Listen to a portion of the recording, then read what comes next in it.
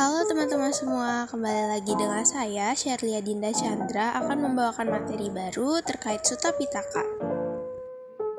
Sutta Pitaka sendiri ialah bagian kedua dari 3 bagian Tripitaka yang merupakan kitab suci agama Buddha. Sutta Pitaka ini terdiri lebih dari 10.000 sutta atau ajaran yang berisikan khotbah-khotbah dan tanya jawab Buddha Gautama dengan para murid, pertapa maupun orang lain. Alasan disusunnya Sutta Pitaka ini juga sangat sederhana. Berdasarkan kitab suci sendiri menyatakan bahwa konsili Buddhis pertama dilangsungkan tidak lama setelah parinibbana Buddha Gautama. Dan konsili ini bertujuan untuk mengumpulkan semua aturan yang disampaikan oleh Buddha atau Vinaya dan ajaran-ajarannya atau Dharma dan kumpulan sutta dalam 5 kumpulan. Dengan menjadi bagian kedua dari 3 Tripitaka, Sutta Pitaka dibagi menjadi 5 kelompok, yang mana pembagian tersebut dibagi berdasarkan khotbah-khotbah Buddha Gautama. Ada khotbah panjang, sedang, yang dikelompokkan berdasarkan angka, dan bahkan kumpulan dari buku-buku kecil. Ini dia pembagian kitab Sutta Pitaka lebih jelasnya. Yang pertama ada Digha Nikaya atau kumpulan khotbah panjang. Yang kedua ada Majjhima Nikaya atau kumpulan khotbah sedang. Yang ketiga ada Samyutta Nikaya atau kumpulan khotbah yang dikelompokkan. Yang keempat ada Anguttara Nikaya atau kumpulan khotbah berdasarkan angka. Dan yang terakhir ialah Khuddaka Nikaya atau kumpulan buku-buku kecil. Yang pertama kita akan membahas terkait Digha Nikaya atau kumpulan khotbah panjang terlebih dahulu. Digha Nikaya ini terdiri dari 34 sutta yang dikelompokkan menjadi 3 waga. Yang pertama ada Silakanda Waga yang terdiri dari 13 sutta. Rangkaian ini berisikan hal mengenai tata susila yang mana dalam bagiannya dimasukkan tulisan yang dikenal sebagai sila, yaitu daftar berbagai jenis perbuatan susila. Ke-13 sutanya ini terdiri dari yang pertama Brahmajala Sutta yang membahas tentang jala Brahma. Kemudian yang kedua ada Samanyapala Sutta yang membahas mengenai pahala yang dimiliki oleh setiap pertapa. Yang ketiga ada Ambata Sutta, percakapan antara Buddha Gautama dengan Ambata mengenai kasta. Kemudian ada Sonadanda Sutta mengenai sifat-sifat Brahmana sejati. Yang kelima ada Kutandata Sutta mengenai ketidaksetujuan terhadap penyembelihan binatang untuk sasajian. Yang keenam ada Mahali Sutta, yaitu percakapan mengenai penglihatan gaib. Yang ketujuh ada Jalya Sutta, yaitu perbincangan mengenai apakah jiwa sama dengan badan jasmani. Yang kedelapan ada Kasapasihanada Sutta, yaitu percakapan dengan seorang pertapa telanjang Kasapa tentang tidak bermanfaatnya menyiksa diri. Kemudian yang kesembilan ada Pottapada Sutta, yaitu perbincangan terkait jiwa. Kemudian yang ke-10 ada Subba Sutta tentang pelajaran cara melatih diri yang diberikan oleh Ananda kepada siswa Subba. Kemudian yang ke-11 ada Kewada Sutta terkait kegaiban. Yang ke-12 ada Lohica Sutta terkait kewajiban seorang guru untuk memberi bimbingan. Dan yang terakhir Tewija ialah ketidakbenaran pelajaran ketiga Weda untuk menjadi anggota kelompok dewa-dewa Brahma. Di dalam Digha Nikaya 2 ada Mahawaga yang terdiri dari 10 sutta. 10 sutta ini terdiri dari yang pertama Mahapadana Sutta, yaitu penjelasan mengenai 6 orang Buddha yang sebelum Buddha Gautama dan latar belakang Buddha Gautama. Yang kedua ada Mahanidana Sutta mengenai rantai sebab musabab yang bergantungan dengan teori-teori tentang jiwa. Yang ketiga ada Mahaparinibbana Sutta, yaitu cerita tentang hari-hari terakhir Buddha Gautama serta pembagian relik-reliknya. Yang keempat ada Mahasudasana Sutta, yaitu cerita tentang kehidupan lampau Buddha Gautama sebagai Raja Sudasana. Yang kelima ada Janawasabha Sutta terkait khotbah tentang rakyat Nadika. Kemudian yang keenam ada Mahagowinda Sutta, yaitu terkait pemusik dari surga yang menghadap Buddha Gautama. Kemudian yang ketujuh ada Mahasamaya Sutta, yaitu khotbah mengenai pertemuan agung. Yang kedelapan ada Sakapanya Sutta mengenai Dewa Saka yang mengunjungi Buddha Gautama. Yang kesembilan ada Mahasatipatthana Sutta mengenai 4 macam meditasi. Dan yang terakhir ada Payasi Sutta terkait pandangan yang keliru dengan tiadanya kehidupan selanjutnya. Kemudian untuk bagian Digha Nikaya yang ketiga ada Pattika Waga yang terdiri dari 11 sutta.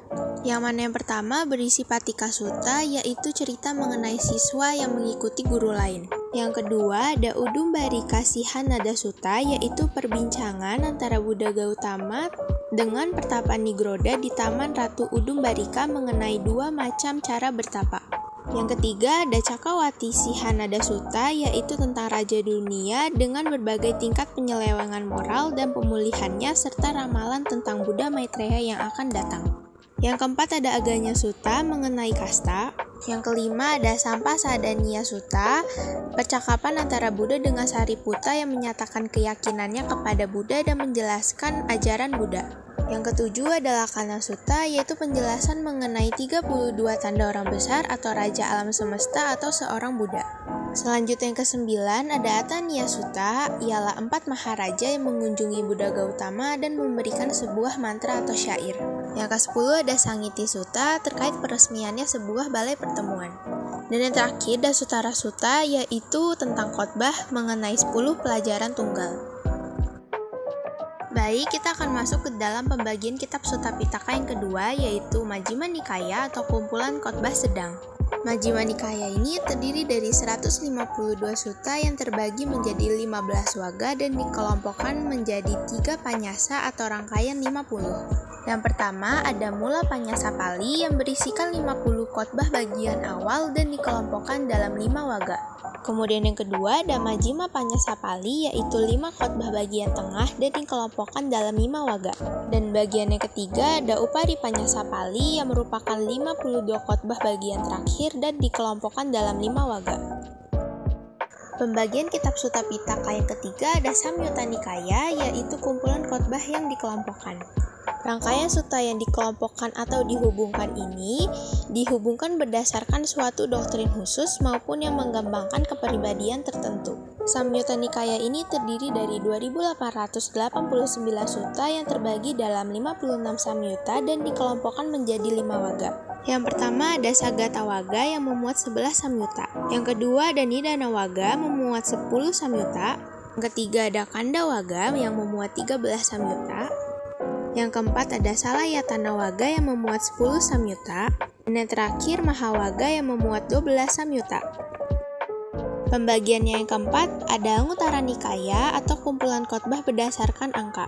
Anguttara Nikaya ini berisi 2344 sutta yang terbagi dalam 11 kelompok yang diklasifikasikan atau dinipatakan menjadi yang pertama ada Ekaka Nipata atau kelompok 1. Yang kedua ada Dukkha Nipata atau kelompok 2. Yang ketiga ada Tikha Nipata atau kelompok 3. Yang keempat Satukha Nipata atau kelompok 4. Yang kelima Pancaka Nipata atau kelompok 5. Yang keenam Cakka Nipata atau kelompok 6. Selanjutnya yang ketujuh Sataka Nipata atau kelompok 7. Dilanjutkan yang kedelapan ada Attaka Nipata atau kelompok 8. Yang kesembilan ada Nawaka Nipata atau kelompok 9. Yang ke-10 ada Dasaka Nipata atau kelompok 10. Dan yang terakhir ke-11 ada Eka Dasaka Nipata atau kelompok 11. Dan pembagiannya terakhir ada Khuddaka Nikaya atau kumpulan buku-buku kecil.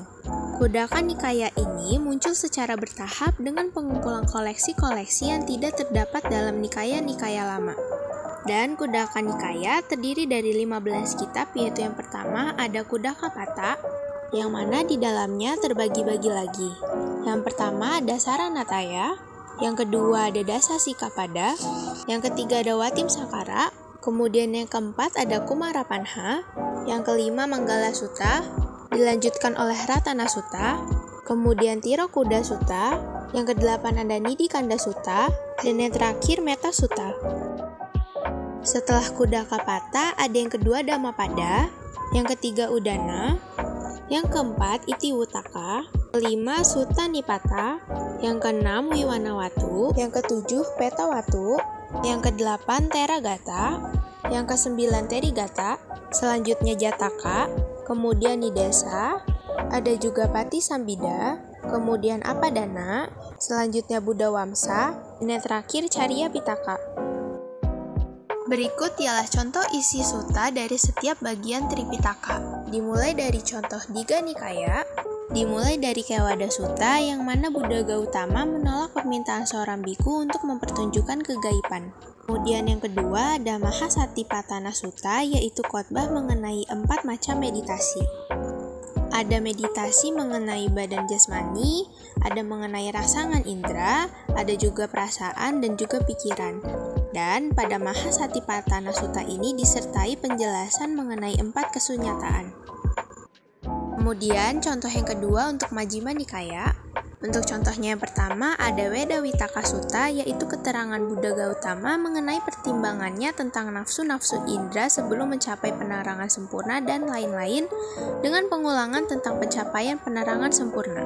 Kemudian yang kedua ada Mahasacaka Sutta mengenai perenungan atas nama dan rupa dengan penjelasan oleh Sang Buddha tentang ia meninggalkan keduniawian, pengendalian nafsu, dan penerangan sempurna.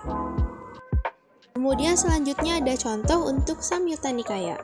Yang pertama ada Bojjhanga yang berisi 7 faktor penerangan yang terdiri dari kesadaran, penelitian dharma, kekuatan daya, kebahagiaan, ketenangan, konsentrasi, dan keseimbangan. Kemudian yang kedua ada Kanda Samyutta, yaitu kumpulan unsur, fisik, dan mental yang membentuk suatu individu. Selanjutnya ada contoh untuk Anguttara Nikaya. Yang pertama ada Ekaka Nipata atau kelompok 1, yaitu tentang pikiran.